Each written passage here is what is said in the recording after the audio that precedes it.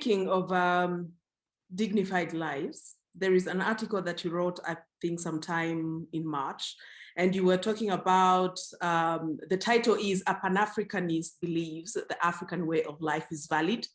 And in that article, you say that you were first inspired by a previous article in the Pan-African Review that was written by a fellow columnist, Dr. Moses Kisa, that I hope I'll have the pleasure to interview and to speak to in the future episodes.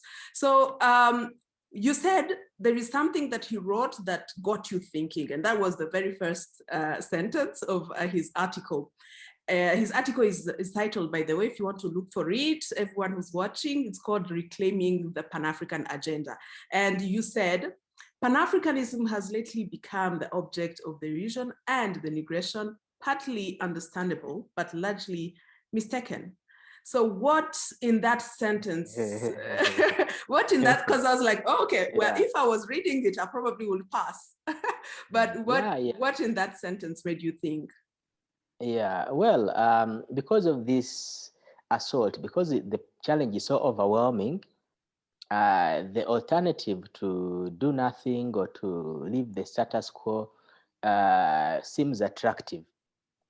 So because of that, there's a tendency for people to not want to associate themselves with something that they think is doomed to fail. Yeah. So this idea of a Pan-African struggle that confronts such a monumental challenge for some is doomed to fail.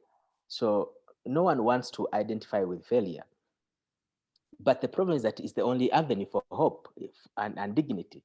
So there is no choice. The choice is between accepting a status quo without dignity, or this hope, however small it may be, that you may recover your dignity. So it's a false comfort for many who don't want to identify with Pan-Africans, because to refuse to identify with Pan-Africanism as an African is to refuse dignity. So it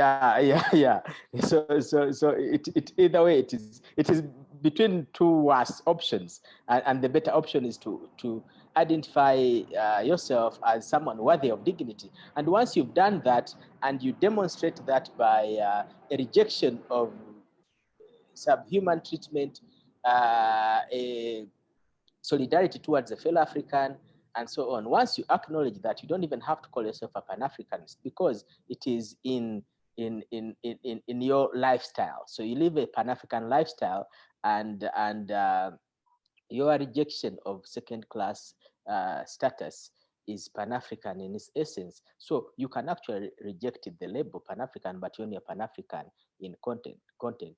Similarly, you can claim to be Pan-African when your actions are totally anti-dignity for the African. Absolutely, so that is what I was talking about.